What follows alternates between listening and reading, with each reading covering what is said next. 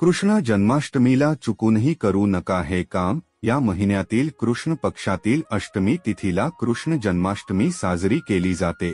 यावेळी 26 ऑगस्ट रोजी हा उत्सव साजरा केला जाणार आहे। दरवर्षी भगवान श्रीकृष्णाची जयंती म्हणून हा सण देशभरात मोठ्या उत्साहात साजरा केला जातो। कृष्णाच्या जयंतीच्या दिवशी लोक उपवास करतात आणि रात्री 12 वाजता कान्हाच्या जन्मानंतर त्याची पूजा करून उपवास सोडतात। कृष्ण जन्माष्टमीच्या दिवशी लड्डू गोपाळांना प्रसन्न करण्यासाठी अनेक प्रकारचे पदार्थ अर्पण केले जातात। याच धार्मिक शास्त्रानुसार कृष्ण जन्माष्टमीच्या दिवशी कोणतेही वाईट काम करू नये, अन्यथा भगवान श्रीकृष्णाचा आशीर्वाद मिळत नाही आणि उपासनेचे पूर्ण फळही मिळत नाही।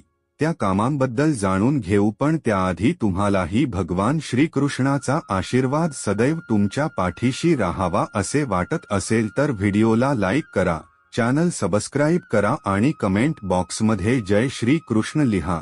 जन्माष्टमीला करा ही कामे। क्रमांक 1, तुळशीची पाने। मित्रांनो, श्रीकृष्णाला भगवान विष्णूचा अवतार मानला जातो आणि तुळस विष्णूला खूप प्रिय आहे। अशा स्थितीत कृष्ण जन्माष्टमीच्या दिवशी चुकूनही तुळशीची पाने तोडू नये। पूजेत भगवान श्रीकृष्णाला अर्पण करण्यासाठी तुळस उपटून 1 दिवस अगोदर ठेवावी, कारण तुळशीची पाने शिळी मानली जात नाही।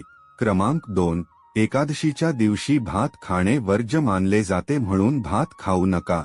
त्याच प्रकारे जर तुम्ही जन्माष्टमीच्या दिवशी उपवास करत नसाल तरीही भात खाऊ नका। क्रमांक 3, सात्विक आहार घ्या। कृष्ण जन्माष्टमीच्या दिवशी फक्त सात्विक अन्नच खावे। लसूण आणि कांदा या दिवशी जेवणात वापरू नये, कारण लसूण आणि कांदा तामसिक आहे। तसेच या दिवशी मांस किंवा मद्य सेवन करू नये। क्रमांक 4, गायीला त्रास देऊ नये। कान्हाला गाय खूप आवडते। लहानपणी ते गायीला घेऊन चरायला जात असत, त्यामुळे जन्माष्टमी किंवा इतर दिवशी चुकूनही गाय आणि वासरूला मारू नका, अन्यथा भगवान श्रीकृष्ण रुष्ट होतील। गायींची सेवा केल्याने भगवान श्रीकृष्ण प्रसन्न होतात। नंबर 5, कोणाचाही अपमान करू नका। श्रीकृष्ण हा सर्व भक्तांचा, गरीब श्रीमंतांचा समान आहे, त्यामुळे कृष्ण जन्माष्टमीच्या दिवशी चुकूनही कोणाचाही अनादर किंवा अपमान करू नका। कोणत्याही गरीब व्यक्तीचा अपमान केल्याने श्रीकृष्णाला राग येऊ शकतो। क्रमांक 6, श्रीकृष्णाची पाठ। शास्त्रानुसार मंदिरात श्रीकृष्णाची पाठ कधीही पाहू नये। श्रीकृष्णाची पाठ दिसल्याने माणसाचे पुण्य कमी होते। भ्रमनिरास आणि अंधकारमय होऊन त्यांना दूर करण्यासाठी श्रीकृष्णाला त्यांना पाठ दाखवावी लागली। यानंतर त्याचे नावही रणछोड पडले। क्रमांक तांदूळ। जन्माष्टमीच्या दिवशी भात खाणे टाळावे। एकादशीप्रमाणे जन्माष्टमीलाही भात आणि त्यापासून बनवलेल्या वस्तू खाल्ल्या जात नाहीत। एकादशीच्या दिवशीही भात खाणे निषिद्ध मानले जाते। क्रमांक 8, लसूण कांदा। लसूण कांदा किंवा तामसिक अन्न जन्माष्टमीच्या दिवशी सेवन करू नये। या दिवशी जे लोक जन्माष्टमीचे व्रत ठेवणार नाहीत त्यांनीही दारू पिण्यापासून दूर राहावे। त्यांनीही या गोष्टी टाळाव्यात। क्रमांक 9, काळे साहित्य। जन्माष्टमीच्या दिवशी भगवान श्रीकृष्णाला काळ्या रंगाच्या वस्तू अर्पण करू नका। सनातन धर्मात काळा रंग शुभतेचे प्रतीक मानले जात नाही। क्रमांक 10, पूजेमध्ये मावलेली किंवा सुकलेली फुले देऊ नका। यामुळे जीवनात अशुभता वाढते।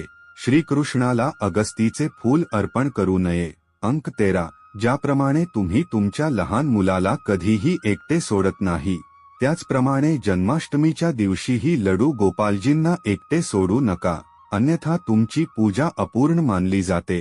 जन्माष्टमीच्या दिवशी पूजा करताना या चुका करू नका। जन्माष्टमीच्या दिवशी काकडीचा वापर केला जातो। त्यानंतर रात्री ठीक 12 वाजता ते शालिग्राम बाहेर काढून जन्मोत्सव साजरा करतात।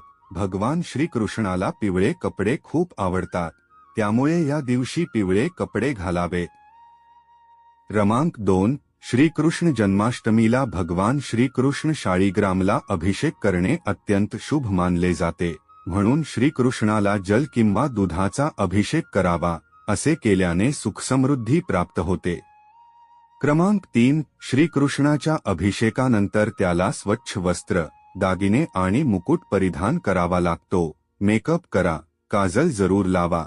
तसेच या दिवशी पूजेपूर्वी भगवान कान्हाची झांकी सुवासिक फुलांनी सजवा. लोणी आणि साखर मिठाई भगवान श्रीकृष्णाला खूप प्रिय आहे. त्यामुळे या दिवशी लाडू गोपाळांना खीर आणि लोणी द्या. मिश्री, दूध, गोड पंजिरी इथे अर्पण करा आणि तुळशीची पाने देखील घाला. असे केल्याने भगवान श्रीकृष्ण प्रसन्न होतात.